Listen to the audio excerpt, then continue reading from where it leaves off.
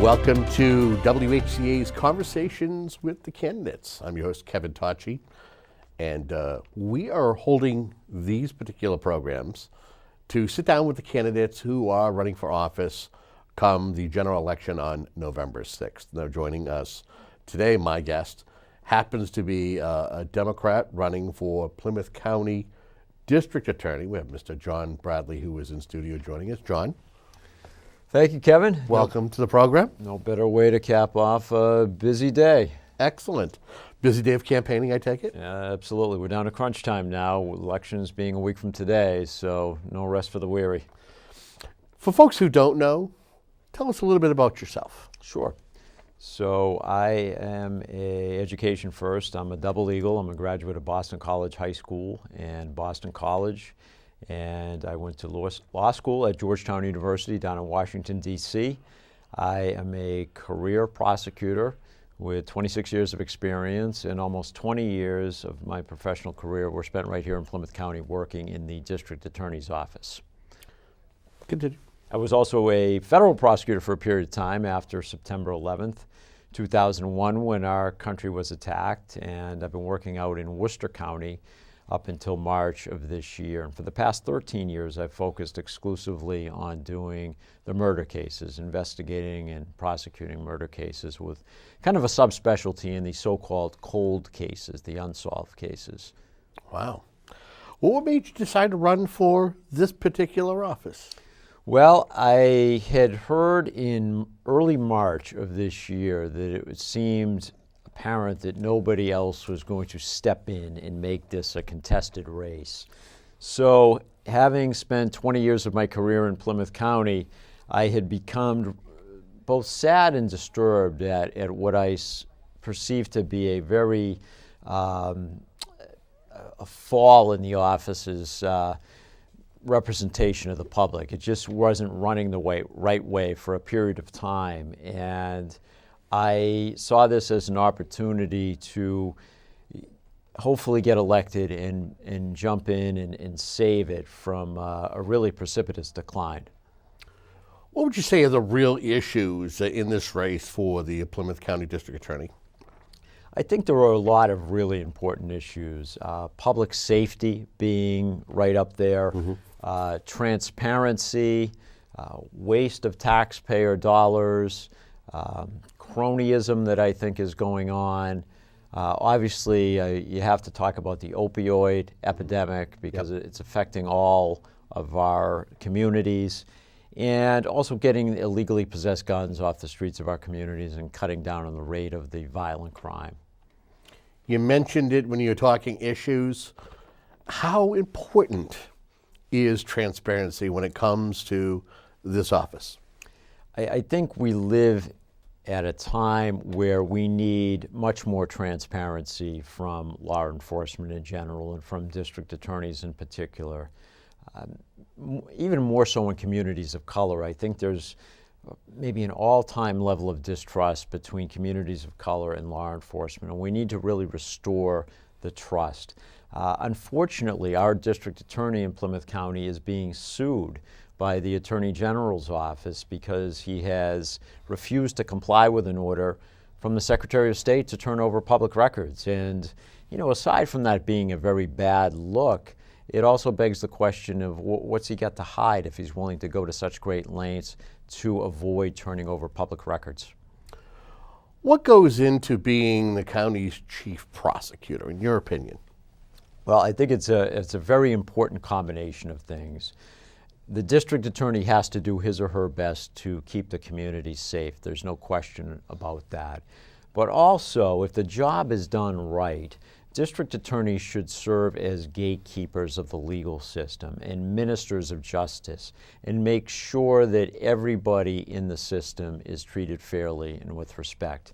And those aren't mutually exclusive ideals. A district attorney can certainly keep his community safe while also serving the role as gatekeeper of the legal system. That's the way it should be. You've worked in this office for many years. You know the lay of the land. You know the different divisions under the district attorney. You have your opportunity come November 7th. You're successful. You get the votes. What are some of the things that you would do differently? I think the whole culture of the office has to change. I think that there are decisions being made regularly based on political expediency. And what I want to do from day one is to get in there and impart a message that we are always going to do what we think is right. That is going to be our bedrock. That's how every decision in the office is going to be made. You can't please all the people when you're the district attorney or a prosecutor, so you shouldn't be trying. The core principle is to do the right thing, and I think that's the most important thing from day one. And I think once that is established, then you can get into some of the more specific policies that you want to institute, such as in my case, bail reform and getting the illegal guns off the streets and transparency and smarter approach to the opioid epidemic. Would it be safe to say that your opinion of someone who is a district attorney should be less political and more job-driven, more driven towards the victims who are, that you're looking to do right by? Absolutely. I think that's one of the problems with the job as things have developed over the last 10, 20 years. I think it's become too political. Now, granted, it's an elected position, so politics are always going to play some type of role in it. But I think that once the district attorney is elected, I think politics have to be put aside. And you have to get down to the fundamentals of doing the job and make sure that you're not letting politics interfere with the core mission of what the job is supposed to be about. I know the thing as of the past 4 or 5 years, maybe a little bit further back, has been about the opioid epidemic. But hasn't addiction always been something that we've looked at over the past? Well, if I look back 30 years, I look at crack cocaine, Right. You look at heroin. How do you feel that the current opioid addiction is having an effect on the DA's office? Well, I think the opioid epidemic has caused us to open our eyes more and acknowledge maybe things that we didn't feel like we should acknowledge in the past. And I think we're starting to realize that the criminal justice system is ill-equipped to deal with the problem of addiction. We need to rely more on the medical community and medical and scientific research if we're going to really make a strong effort to overcome this problem. I started in 1991 when the crack cocaine epidemic, if you will, was in full flight. But that was more of an urban drug. Absolutely. And it affected more communities of color. Now, Widespread. the opioid epidemic is widespread. It's cut across all demographics. It is affecting the white people in the suburbs probably more than it's affecting people of color who live in urban areas. And so it's really, I think it's hit home with everybody. And we realize now that we need to look at addiction as more of a medical problem than a weakness, perhaps. And we're finally starting to understand things better, I think. Over the past, year, 2 years, we've seen a change in regards to prosecution of individuals who are in the throes of addiction, who may have committed a criminal act. Now we have drug courts that take a look at someone who is an addict a different way. Give me your thoughts on this. Is this something that you see as being a good thing? And where do you see this as far as the workload for a district attorney's office? Just another layer of the onion, so to speak?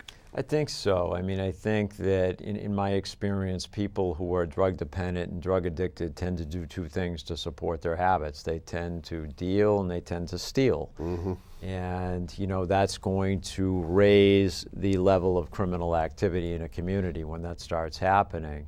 So I do think drug courts are doing good work. But I also think we could maybe take it a step further and implement a diversion system, because drug courts are all post-adjudication. So they don't enter into the person's life until after he or she has pled guilty or been found guilty by a jury. I think for people coming into the system at the lower levels who have no or minimal records, it would be helpful to divert them before they have a guilty finding, because we've learned in this day and age, guilty findings on a record automatically involve more collateral consequences. A guilty finding could mean you lose your home or apartment, or you can't get public housing. You might lose your driver's license. Things like that that can really affect one's ability to rehabilitate oneself. And so I think we need to explore more pretrial diversion for drug addicts and drug-dependent people with no record or minimal records, and try to get them on the right track even more. I'm not sure if your awareness of any of the current district attorneys at the office's programs or initiatives.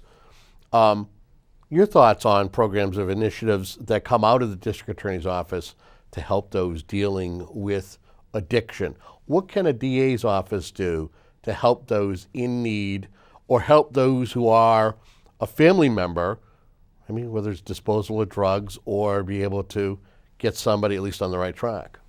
Right. I think that they need to do a better job and expand their horizons with diversion. I mean, the Plymouth County DA's office was a groundbreaker many, many years ago in instituting a juvenile diversion program. But unfortunately, they have recently been on the front page of the Brockton Enterprise because an audit revealed they're not keeping track of it. They don't know what the results are, whether it's doing good work or not. But I think with respect to the opioid epidemic, as I said earlier, I think diverting more adults, because most addicts, drug-dependent people, tend to be in the adult system. They need to expand that, because you would involve a whole category of people who would be able to potentially avoid guilty findings on their record. It provides them with an incentive to stay clean and not commit additional crimes. Mm-hmm. And I just think it's a win-win for the unfortunate addict, for the office, and for society. One of the big problems that we have been seeing, not only here locally, but across the country, look at this recently, gun violence in Pittsburgh, 11 people killed. Illegal guns are an issue, especially in urban settings. In the county, probably two communities that I see when I'm looking at headlines, Plymouth and Brockton are probably the top two in the county in regards to gun issues.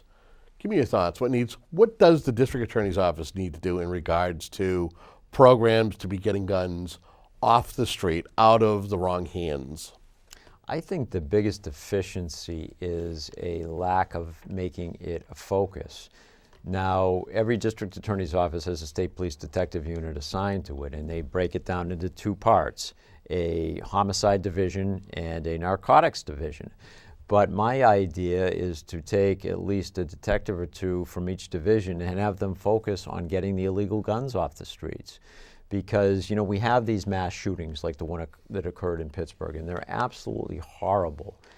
But what we don't pay enough attention to, in my opinion, are the day-to-day shootings. The ones that are affecting our communities on a weekly, if not daily basis. Sure.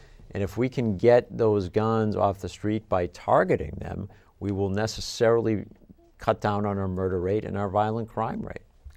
And what's worth noting is that again, I'll give you a community like Brockton.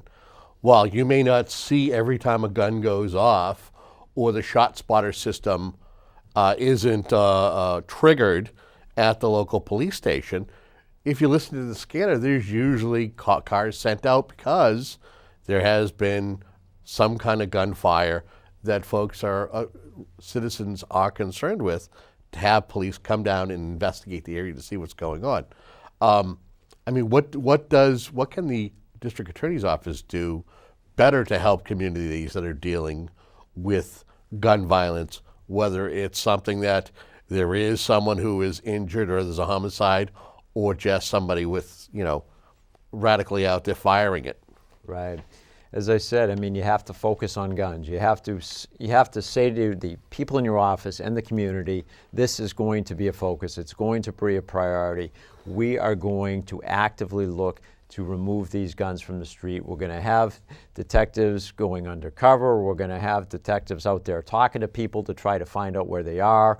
We're going to work together with the Bureau of Alcohol and Tobacco and Firearms to make sure that we know where these guns that are turning up in connection with criminal activity are coming from, because they do a trace on every single gun. Find out how they're getting into our communities, where they're coming from, and the more we learn, the more we find out, the better equipped we'll be able to deal with the problem. One of the areas that I know that you've been openly critical about is the cash bail system, and you have openly called for some kind of reform in order to be able to, for an individual who has been arrested, charged with a crime, for them to be at least freed from arrest or from being held or contained. What are your suggestions? Is it a matter of maybe eliminating certain crimes that are on the books, laws that there's a criminal act?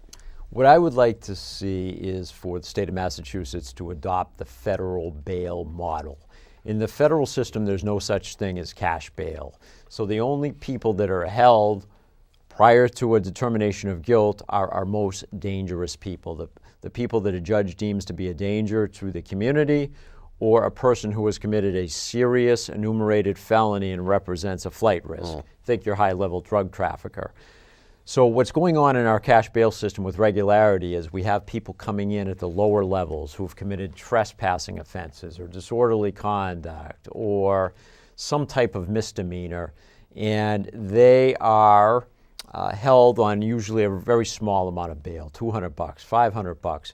But because they're mired in poverty, they can't cobble that amount together. So they're sent to the Plymouth County House of Correction, where they sit often for months at a time.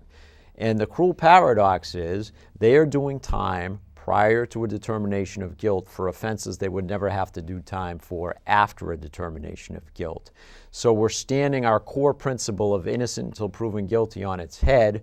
We're ruining lives, and it's also costing us a lot of money. Pretrial incarceration has become a cottage industry in this country, costing us $39 million a day, which amounts to $14 billion a year. Over half the people right now in the Plymouth County Jail are there prior to a determination of guilt because they can't post bail. And I think we could keep our community safer, save us a lot of valuable money that we could put to much better purposes, such as drug education and drug treatment, and stop ruining so many lives at the lower levels if we eliminated cash bail. Okay. It's nice to know that. I mean, but what lengths would a district attorney have to go to? Would you have to team up with the remaining district attorneys in the state and say, hey, what can we do to at least put some legislation together that can get into the right hands, whether it's in the House or the Senate, and see if we can push through and eventually get a signature by the governor? That's what I would like to do. And, you know, we like to think of ourselves here in Massachusetts as being progressive and ahead of the curve. But we're falling behind on this very important criminal justice issue. New Jersey has gotten rid of their cash bail system. Alaska has gotten rid of cash bail.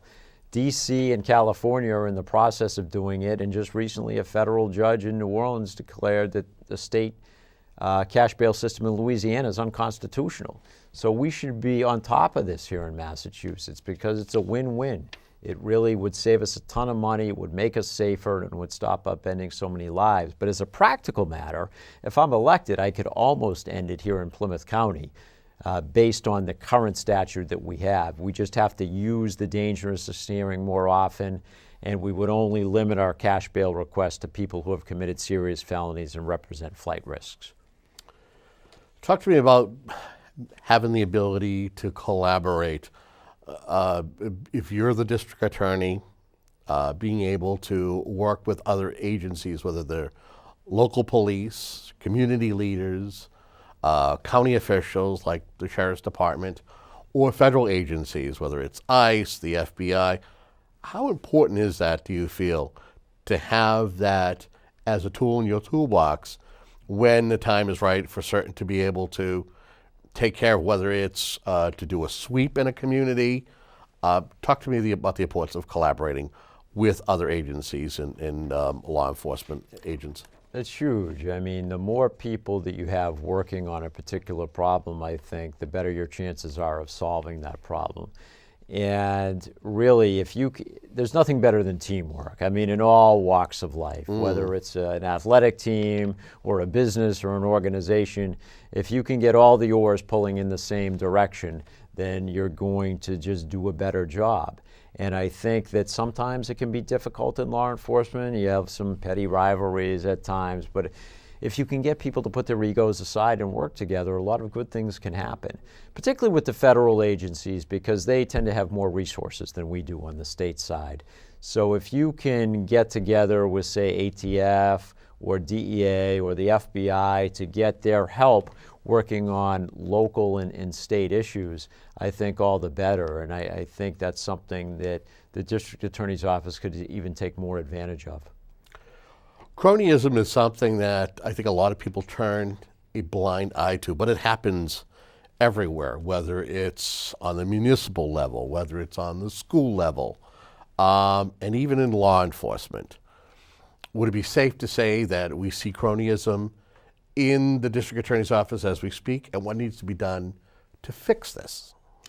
I believe that cronyism very much exists in the District Attorney's Office. Unfortunately, the incumbent accepts donations from his employees, and I would say he expects his employees to donate to his campaign.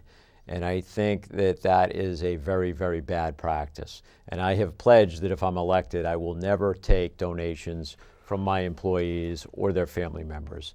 I think at a very minimum, it creates the image of a pay-to-play system within the office, and it can lead to dysfunction and toxicity within the workplace. And that's not what any office needs, particularly a district attorney's office.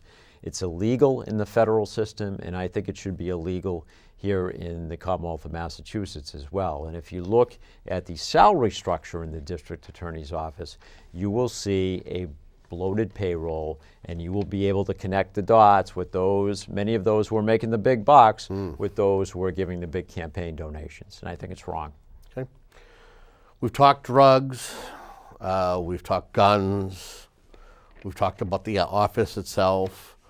Let's talk a little technology. Probably one of the, another layer of the onion when you're talking technology is the internet and cyber crimes, and how people are sometimes taken advantage of. Give me your thoughts on any initiatives that need to be, that you would maybe want to lead the effort when it comes to any internet or cyber crimes as they take place. I think it's important to have somebody, an assistant district attorney, who happens to be particularly gifted with the computers, with technology, to make that a focus. So that's one thing I would do. It certainly is something we're going to be seeing more and more of as our technologies advance. And I also think you had mentioned the collaboration just a few minutes ago, and I think that's an area where we can work with the federal government even more, because they have become very adept at ferreting out cybercrime. And I think, if we can collaborate on the state and federal levels, we can do a lot of good in that area. Yeah, because I bring that up because more and more every time, whether I'm turning on the TV, I'm turning on the radio, I'm looking in the paper, I'm seeing the latest scam, whether it's an email scam, whether it's somebody who is manipulating my phone so it looks like it's a local call and I go to pick it up and it's, the IRS scam, or, if you don't pay a certain fine, the police are going to come and get you. And it's like, oh my goodness, what's next? And a lot of people fall suspect to this. So that's why I kind of asked that question. Absolutely, and I think that members of our elderly communities are particularly vulnerable to scams like that. And I think we're gonna. It's not something that's going to disappear. It's not going to dissipate. We're going to see more and more of it as time goes on. And I think we have to stay in step with the technology as law enforcement officials. Now, turning my focus from the negative of technology to the positive, being somewhat a first-time candidate, safe to say, yes? Yes.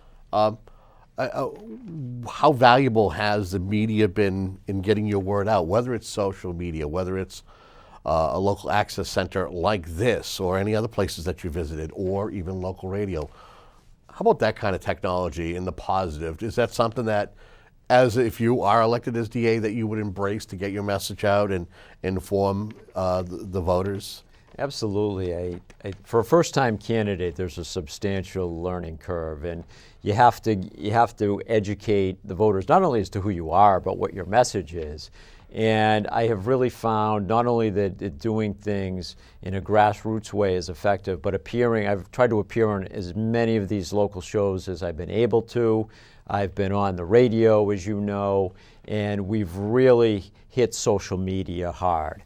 Now, I was never a Facebook guy, but I have come to really appreciate the value of Facebook and Twitter and getting the campaign's message out that way. And we've really gotten terrific feedback and responses in return. Is there an issue or an item that we haven't had a chance to talk about, but you maybe want to take a minute or two to address or at least speak on? Well, I think that public safety is first and foremost in people's minds. And, I know there's a certain stigma maybe to going negative in a campaign, but as a candidate, I look at the incumbency and they appear to have all the advantages, but the one potential disadvantage I see is the job performance. And the fact of the matter is this, that despite what his campaign signs say, that he's protecting us, our district attorney really hasn't been doing an effective job at that at all. Just by way of example, he has dismissed 7 murder cases over the past 4 years, all of which occurred in the city of Brockton. And he's done that because he made very bad deals with dangerous criminals who were cooperating witnesses in these cases and simply didn't come through on their end after they had had their charges reduced, had their sentences reduced, and were being allowed to run around Brockton and commit serious crimes. And he also, through sheer negligence, let a very dangerous sex offender named Richard Gardner out on the streets a couple of weeks ago, a guy who snatches kids off playgrounds and rapes them because he failed to file a routine petition to have him recommitted. And things like that have a very, very large and negative impact on a community. If folks want to find out more about you and your campaign, how can they do that? Well, the best way to do it is through my website. It's my name, John Bradley, 4da.com. We're down to crunch time now, but we're still out there working hard with our noses to the grindstone, and we're always looking for people to pitch in and help out on the campaign. We really believe our message is the right one, that we can improve things in the district attorney's office so that it serves the people of Plymouth County the way it should. So we would welcome any and all support. And of course, don't forget to vote on November 6th or before. And I would respectfully ask for your vote. John, thank you for coming and being a guest on this program. We wish you and all candidates the best of luck. Thank you, Kevin. You got it. And I want to thank you for tuning in. And like John said, it's important. Get out and vote. Make your choice. Shows like WHCA's Conversation with the Candidates is meant to help you get more information about the candidates so you know what you're doing when you go in and you cast a ballot come November 6th. Again, thank you to John, who is a candidate, a Democratic candidate for Plymouth County District Attorney. I want to thank Amy and Paul behind the glass. And until next time, have a good day.